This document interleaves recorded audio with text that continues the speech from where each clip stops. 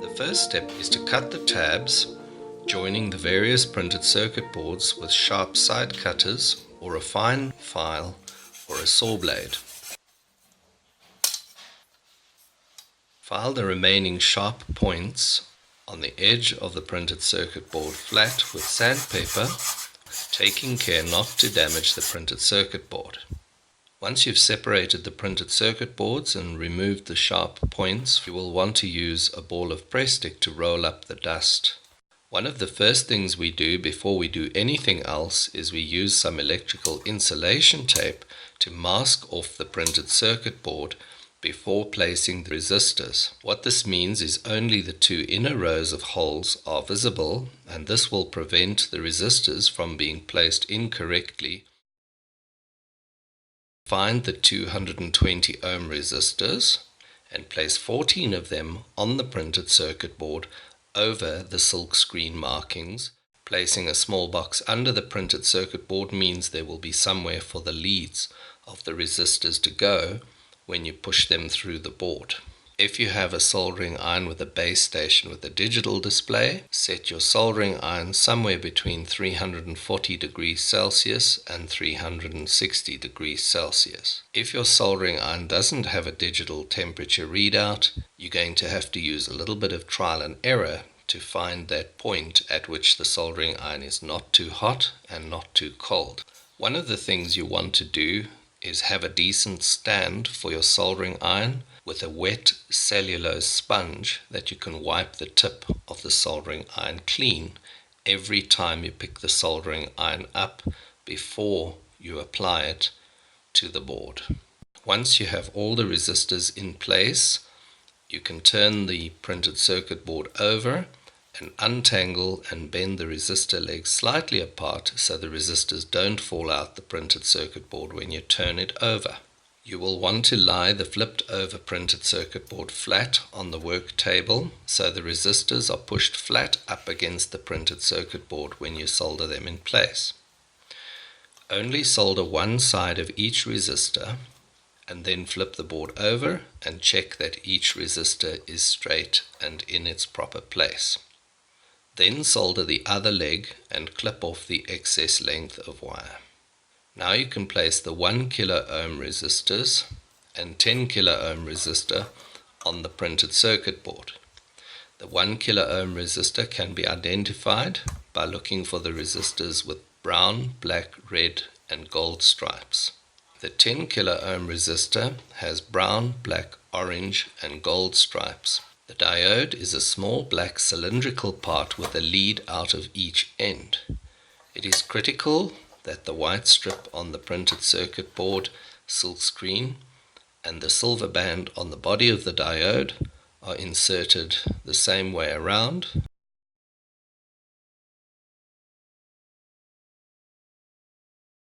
Now you can fit the 6-way USB header near the power switch. You can hold the part in place while you solder it with a tiny blob of press stick. Touch the soldering iron on both sides of the board to make sure that you've got excellent solder joints. You want to find the small metal canister with the marking 16,000 on the case. This is a quartz crystal which serves as a time base for your robot electronics controller board. Find the inline socket strip and cut it into one length of 14 holes, two lengths of 5 holes and two lengths of 7 holes. Locate these parts in place on the printed circuit board, holding them from falling out with blobs of press stick. Take care to only solder one pin at the end of each piece of inline socket strip. Then you want to remove the press stick and check that the socket strip hasn't moved slightly or ended up skew. So what you want to do is solder one pin at each end, then check that it's properly in place and lined up properly and hasn't moved, and then when you're sure that the part is located properly, then you can solder all the different pins. The reason we only solder each end of the SRL socket strip is so we can correct and move things around if the strip has moved slightly. If you get a blob of solder between two pins, that could be a short circuit. Remove the blob with the tip of the soldering iron by holding the board up and the soldering iron down. The next thing you want to do is place the microcontroller socket on the printed circuit board, making sure the little half round bite out on the one end matches the silkscreen drawing, where the little notch is orientated towards the bottom of the board. In this video you'll notice that we've speeded up some of the sequences so that we don't end up with an excessively long video. When mounting the integrated circuit socket, follow the same procedure that you used with the SRL strips, using press stick to secure the part in place while you solder. Only solder the 4 corner pins of the integrated circuit socket, then check for alignment, and then complete the soldering of all the pins. Now you can place the tactile reset switch on the printed circuit board. Press this part down firmly until it locates flat on the board, and then solder it in place. 100 nanofarad capacitors are marked 104. Place them over the white silkscreen ovals that are marked 104 on the printed circuit board.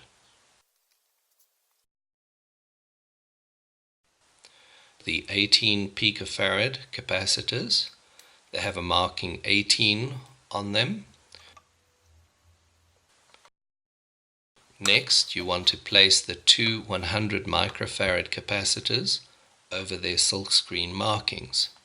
Take care to place the longer leg in the plus holes. Solder just one leg of each 100 microfarad capacitor.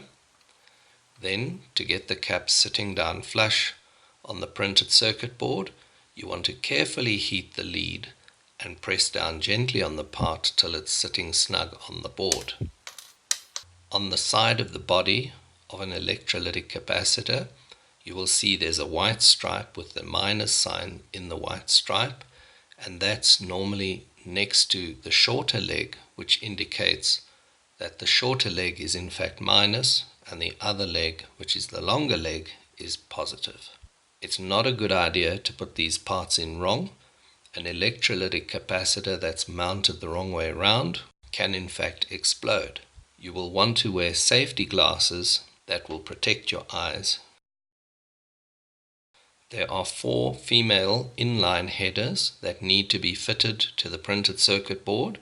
They will accommodate Arduino shields if you decide to use these on your robot.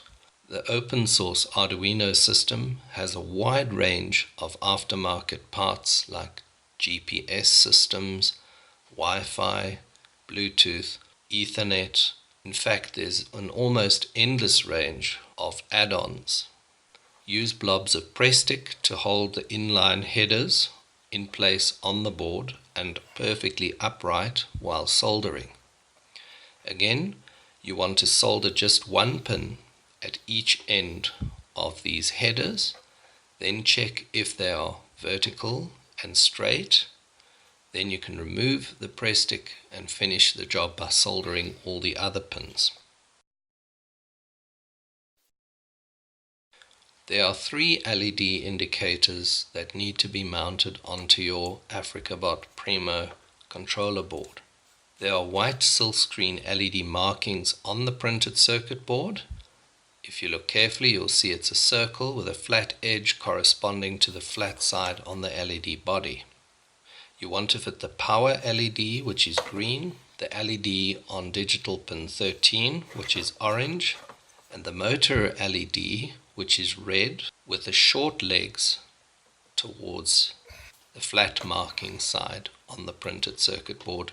If you turn the LED over, that the pins are pointing up towards you, and you look at the base of the LED, you will see that one of the pins is nearer to the flat spot on the base of the LED.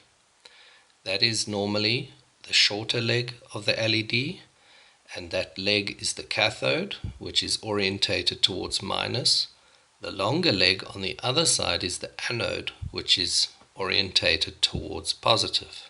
Find the location for the 1000 microfarad electrolytic capacitor. The longer lead must go into the hole marked with the plus mark. Electrolytic capacitors are also usually marked with a stripe down the side. The stripe down the side corresponds to the negative pin, which is the short pin of the part.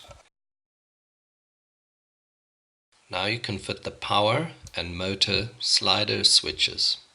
As with all parts on the AfricaBot PRIMO, you want to solder the middle pin, then check the part is properly on the board and straight and flush down on the board. Only once you're sure that the part is in its proper place, you can solder the two outer pins to complete mounting that part.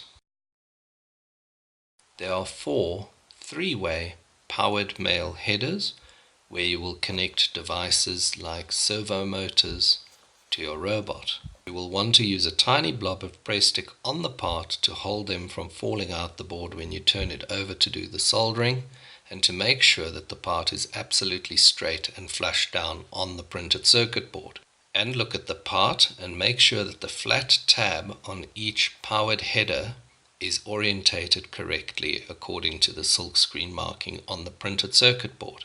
You will want to use a tool like a screwdriver to press on each part and squeeze it down so that it sits perfectly flat on the printed circuit board.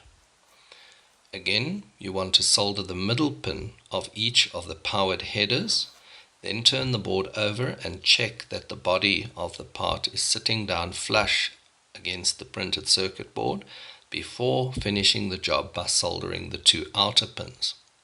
If you solder all 3 pins of these powered headers and the part is skew on the board, it's going to be very difficult to get the part off the board, and you will in fact risk damaging the printed circuit board.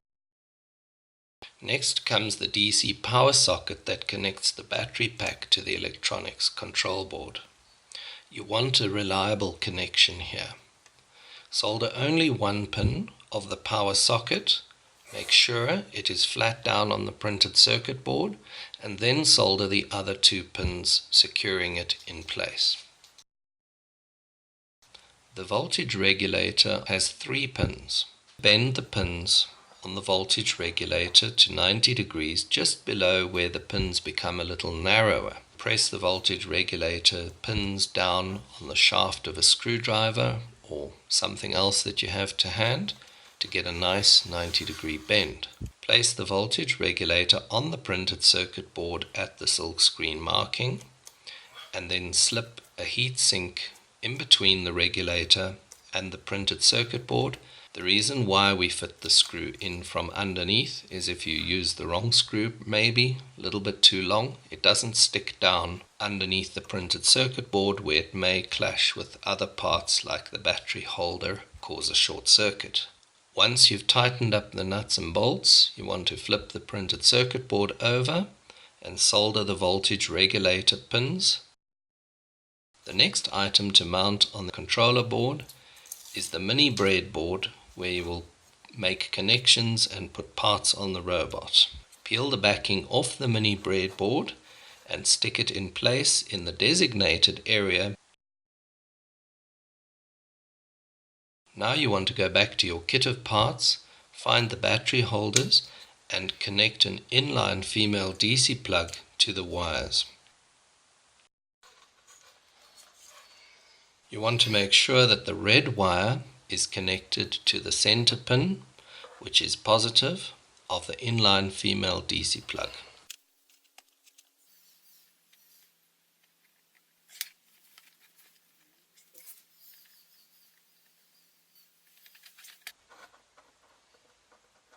Place the batteries in the holder, and at this point you want to hold the wires. If the wires get hot or if you can smell plastic burning, immediately remove the batteries and check the wiring in the plug to make sure there isn't a short circuit.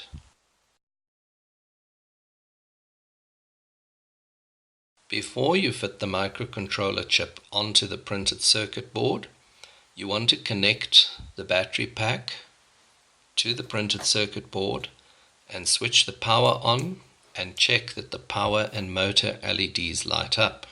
If the power and motor LEDs don't light up, there could be a problem with the soldering around the switch.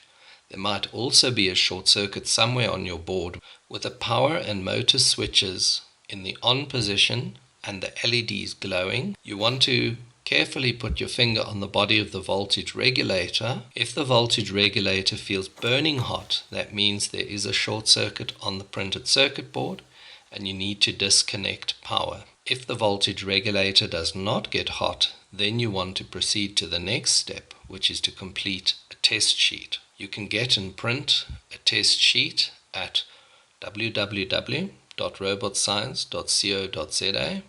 On the circuit board test sheet printout, you will notice there are black dots with no indicated voltage. When you apply the black lead of the probe to the body of the voltage regulator and the red lead of the test meter to those dots, the reading should be 0 volts. If you see a reading of 5 volts on any of the dots that are not marked and are meant to read 0 volts, you need to find and eliminate the short circuit that is causing that problem. The test sheet is also available on the last page of the data sheet on how to build the printed circuit board. If you look at the test sheet, you will need to use an inexpensive voltmeter to check the voltage present at each dot on the test sheet. You want to test the printed circuit board with the power switched on and the black or negative lead of the tester applied to the flange of the voltage regulator. On the test sheet, where a voltage of 5 volts is indicated, the result can be between 4.9 volts and a little more than 5 volts. If there are voltages where there shouldn't be voltages, you could blow the microcontroller. Notice that the bottom right-hand pin of the microcontroller socket should read 5 volts, which should drop down to 0 volts when you press the reset button. The microcontroller used in the open source Arduino UNO controller is an Atmel 80MB 328P-PU.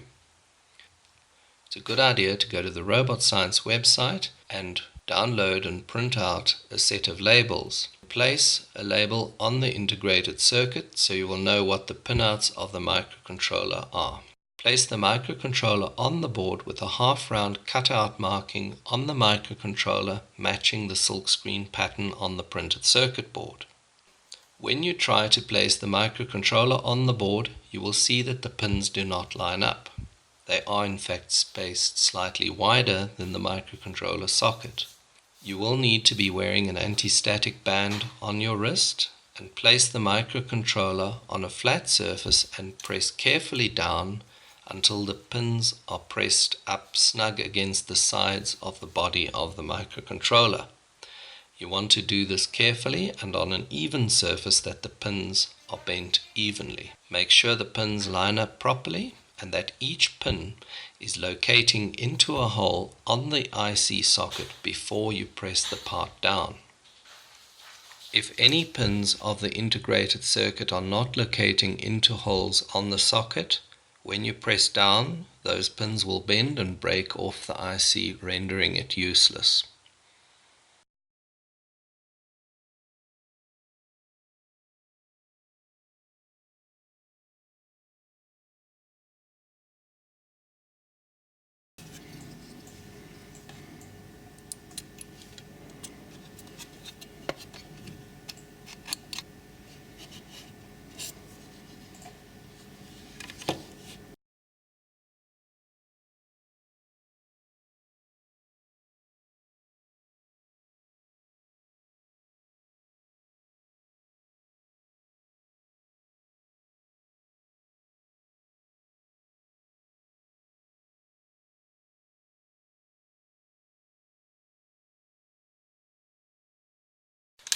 Once the integrated circuit is mounted on the controller board, you can connect the USB adapter cable and test download a program that will flash the LED on pin 13 to make sure everything is working properly.